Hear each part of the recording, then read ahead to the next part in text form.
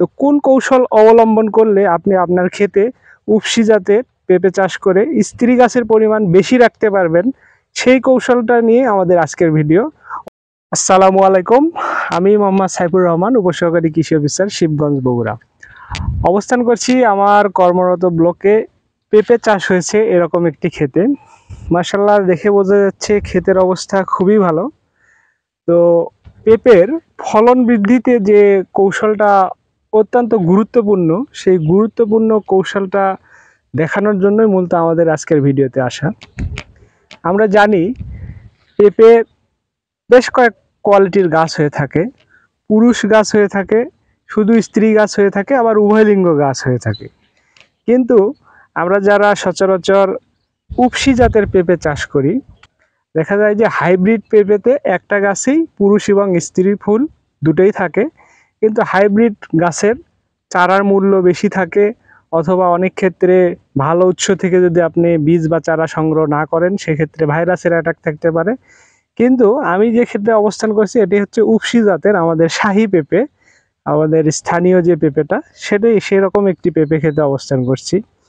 যারা হাইব্রিড চাষ করবেন তাদের ক্ষেত্রে না, যারা উফশী বা স্থানীয় যে পেঁপেগুলো চাষ করবেন তাদের জন্য মূলত আমাদের আজকের ভিডিওটা।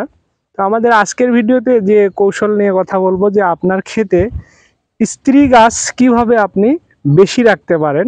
আবার একেবারে 100% স্ত্রী গাছ হলেও চলবে না। আমরা জানি পেঁপে গাছের পরাগায়নের জন্য 10:1 এই অনুপাতে, যদি আপনি 10টা স্ত্রী গাছের অনুপাতে অন্তত একটা যদি পুরুষ গাছ রাখতে পারেন, তাহলে পরাগায়নটা ভালো হয়, ফ্রুট সেট ভালো হয়। আবার যদি পুরুষ গাছের পরিমাণটা বেশি থাকে, স্ত্রী গাছের পরিমাণ কম হয়, তাহলে কিন্তু অটোমেটিকলি আপনার ক্ষেতে ফলন বিপর্যয় হবে। এই জন্য আমাদের স্ত্রী গাছের টার্গেটই বেশি থাকে। তো কোন কৌশল অবলম্বন করলে আপনি আপনার ক্ষেতে উফশী জাতের পেঁপে চাষ করে স্ত্রী গাছের পরিমাণ বেশি রাখতে পারবেন, সেই কৌশলটা নিয়ে আমাদের আজকের ভিডিও।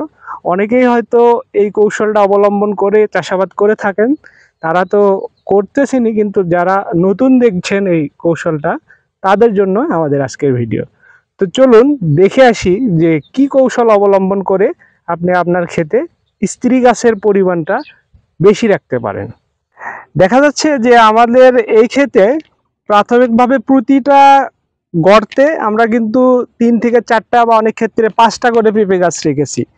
এইরকম বেশি সংখ্যক গাছ রাখলেই যে আপনার পেঁপের ফলন বৃদ্ধি হবে এরকম না। এই গাছগুলো আমরা রেখেছি ফুল দেখে গাছটা স্ত্রী পুরুষ না উভয় লিঙ্গ, এটা নির্ণয় করার জন্য এই একটা গর্তে আমরা এতগুলো করে গাছ রেখেছি। এখন আমরা ফুল দেখে গাছগুলো নির্ণয় করব, এবং এখান থেকে আমার কাঙ্ক্ষিত গাছ রেখে বাদবাকি গাছগুলো আমরা এখান থেকে কেটে দেব। এই বিষয়টা নিয়ে কথা বলতেছিলাম। আমরা যে কৌশলটা এই ক্ষেত্রে অবলম্বন করছি, সেটা হচ্ছে আমরা যখন চারাগুলো রোপণ করছি, আমরা পলি ব্যাগে যে চারাগুলো হয়, একটা পলি ব্যাগের মধ্যে জাস্ট একটা চারা না রেখে সর্বনিম্ন 3টা বা সর্বোচ্চ 4টা, অনেক ক্ষেত্রে 5টা চারা আমরা একটা পলির মাঝেই এরকম ছিল, সেই চারাগুলো আমরা এখানে রোপণ করেছি। আবার একটু পয়েন্ট আউট করি, যখন পেঁপের আপনি চারা করবেন দেশি জাতের, তখন একটা পলির ভিতরে ন্যূনতম 2টা থেকে 3টা বা সর্বোচ্চ 4টা 5টা আপনি বীজ দিয়ে দিবেন। এখান থেকে যে চারাগুলো হবে, সেই চারাগুলো এখানে আমি দেখতেছি এই গাছে, এই খরায় এখানে কিন্তু 3টা চারা।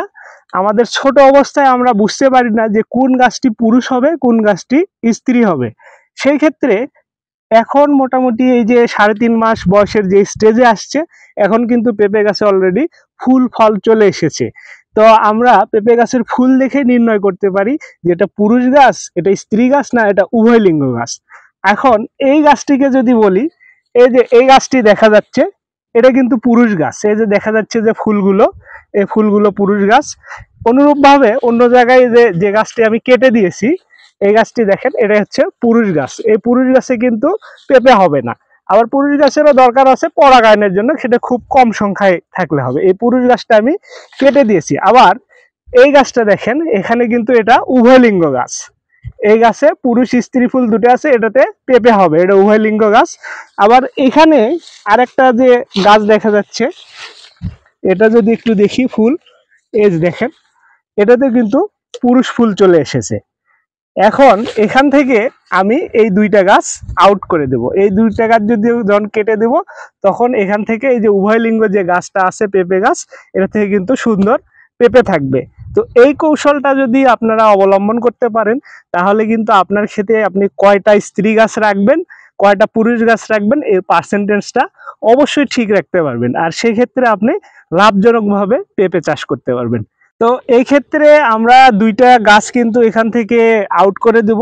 এই যে আমার এখানে যে একটা পুরুষ গাছ আছে, এই পুরুষ গাছটা আমি এরকম করে এই জমির প্রতিটা যে পুরুষ গাছগুলো আছে অতিরিক্ত, সেই গাছগুলো এখান থেকে আউট করে দিলাম। আবার এই যে এটাও পুরুষ গাছ, এই গাছটাও পুরুষ গাছ, এটা আমি এভাবে রিমুভ করে দেব।